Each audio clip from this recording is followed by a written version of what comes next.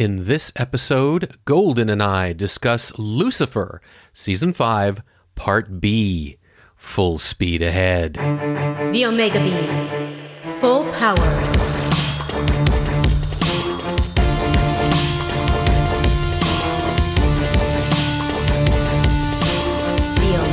Welcome to the Omega Beam number 128. I'm your host, Oren Merton. Lucifer Season 5 Part A started streaming on Netflix about a year ago or so, and it was absolutely wonderful. Just a joy to watch through and through. Unfortunately, as with so many productions, the pandemic ground things to a halt and other issues, but here we are with Lucifer Season 5 Part B newly dropping on Netflix and tearing up the streaming charts. We keep this discussion spoiler-free for those of you who haven't finished watching it yet, and let's get to it. I am here with Golden to talk about Lucifer Season 5 Part B. So Season 5 Part A was a year ago or more. It was quite a while ago, and it was really, really good. And it ended on a pretty amazing cliffhanger. There was kind of the big boss fight and this and that and everything else, and then it ends. And God shows up. Spoilers. We're not going to go into spoilers for this new part, but I feel it's been a year since the last one. I think I might allude to some things, but not necessarily say anything. So this season picks up literally the moment after Part A ends. It's just that same moment. There's no time passing. There's nothing. It's just, here we are, which I really enjoyed. I liked the fact, because you're left with such a, like, oh my God, what happens? Literally and figuratively. And it picks you up exactly there and tells you what happened. So I enjoyed the way it began, and I have to say, I did not know where this season was going to go. It went in some directions that I would not have anticipated, but I loved it. I loved the whole thing. It's kind of hard not to enjoy Lucifer. I mean, it's just a really great show. Right. They leaned into the fantasy, and they already were doing that in the past. This isn't brand new for Part B, but they leaned into the fantasy and they leaned into the mythology. And I think it's really interesting. You get to see a lot more of his family that's in the trailers and stuff. And I mean, in the trailers, you get to see a family dinner, and that is very funny. Well, that is the first episode of this. Yeah. Yeah, that's episode 1. And episode 9 of this season, but the first episode right. The second part of the season. Right. And there's a lot of laughs. There's a lot of great camaraderie between the characters. But at the same time, there's also real emotion. And there are some shockers that actually shocked me. Well, there's still Lucifer growing. Right. And wanting to be accepted by his father, right. And a question of why does he want the things that he wants in his life. Right. So the cast is really just incredible. Definitely. I think that they really leaned into giving the Dan Espinosa character a little bit more, because you got to see him. I mean, you have God, you have the fact that his character is meeting this person, and he slept with his wife. And is God going to be vengeful? Is God, how is God going to react to that? Because Dan knows now. Right. Going into this second part, he knows who Lucifer is. Right.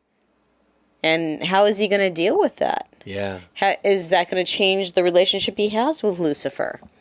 But Kevin Alejandro did an excellent job in this second part. Yeah, absolutely. They got to play more with his character, and you got to actually see his character develop more, which was nice, because I agree. He didn't know before why the woman that he loved is gone. I think that they made the best use they could out of these characters that we have grown to know and love. And like I said, sometimes that means they went in places you don't necessarily think a established, show like this is going to go, but they did.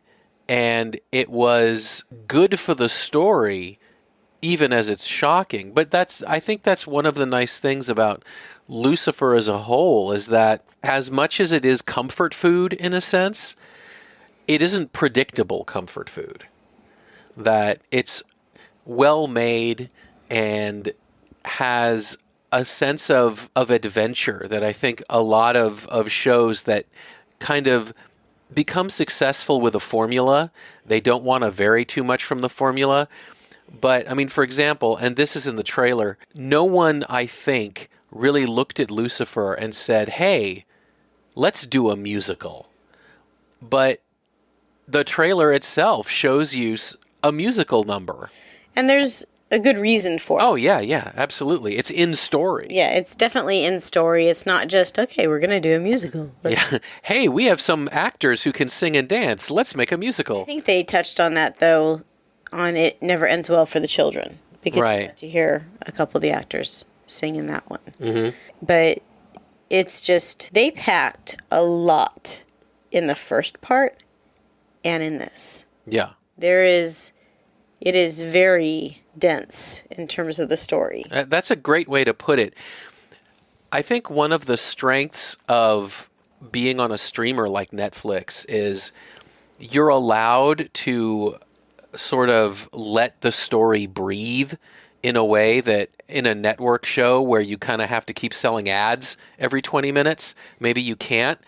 And they use that time because the shows on Fox had to be 42 minutes. Now they can be an hour. And they pack that full of story. Yeah, I mean, you have God has his story that's going on. Lucifer has his. Maze has hers. She does. Set up in the first part of this season. Yeah. Dan has his. Linda has hers that was set up in the last. Yeah.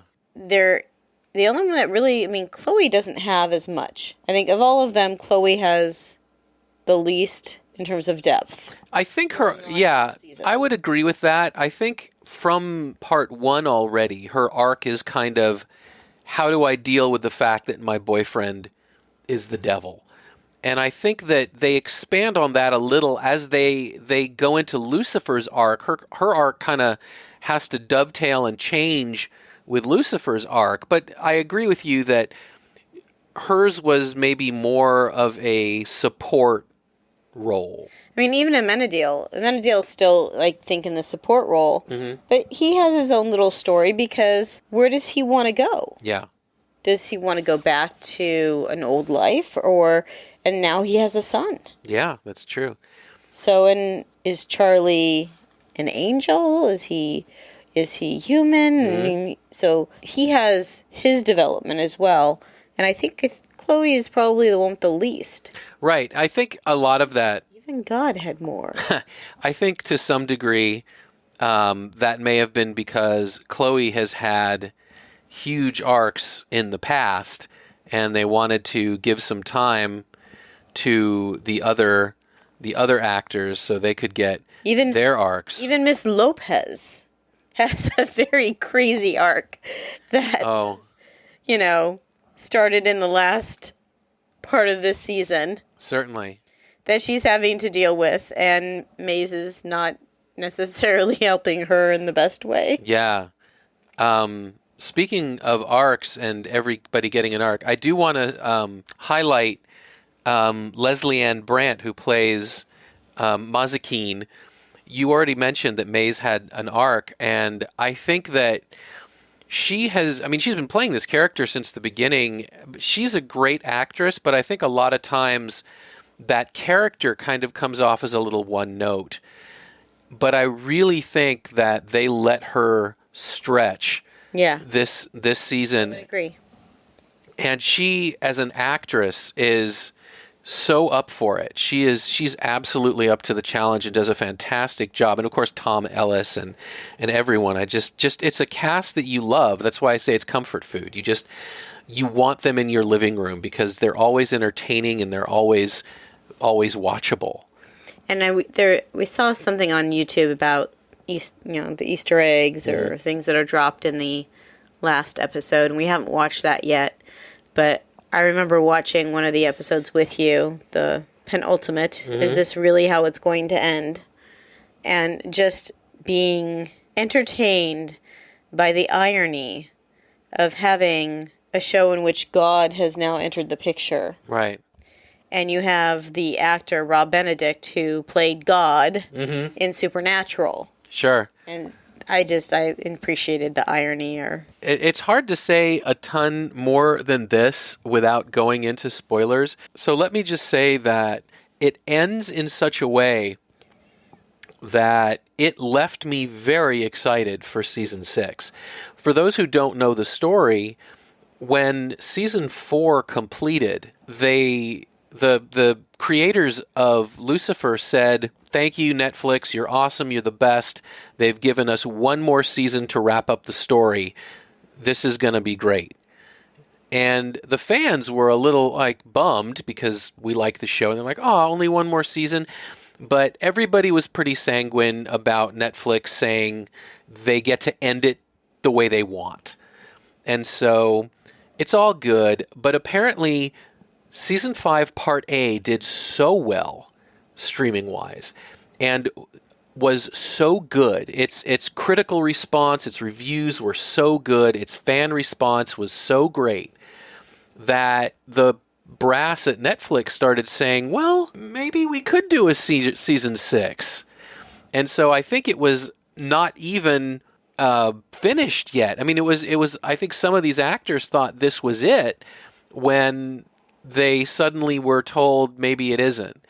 And I'm really glad that Netflix made that decision, because it's always sad when a show you love goes on past its sell-by date and kind of it loses a bunch of the creativity that it had in the early days and is kind of going on fumes. But Lucifer is clearly not there yet. They are still exploring brand new avenues for the show.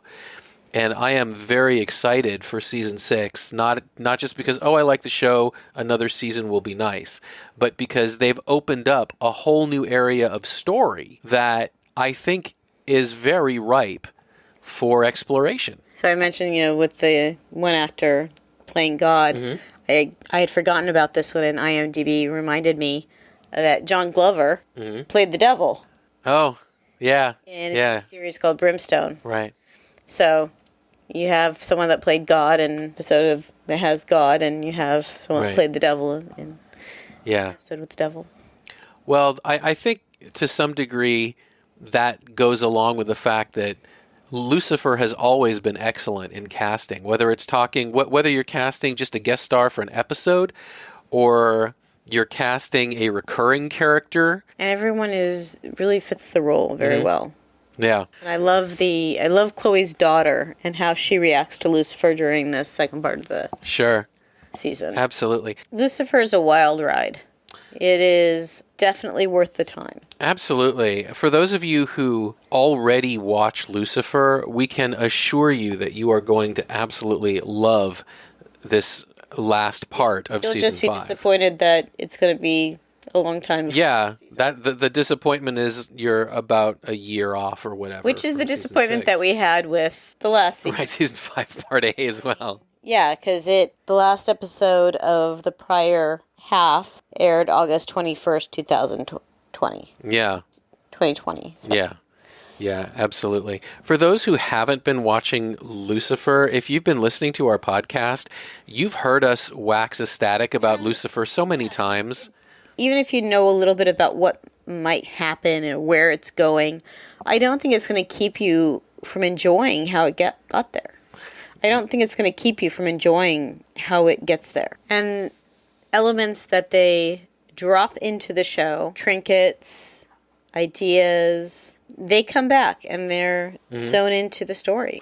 Yeah, they're very good about paying off things. They're very good about payoffs. There were some payoffs here from season 1. I mean, there were a lot of really cool callback. And I have a feeling it's going to be even more when they wrap it up. Oh, yeah.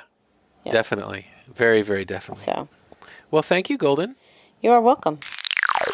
And that's it for this episode. You can find the show notes at theomegabeam.com/128. If you like this episode, please leave a review wherever you listen to podcasts. It's those reviews that help folks who like this stuff find our podcast. If you have any comments or suggestions, please drop us a line at info@theomegabeam.com. Be good to yourselves and each other, and we'll catch you next time. The Omega Beam. Full stop.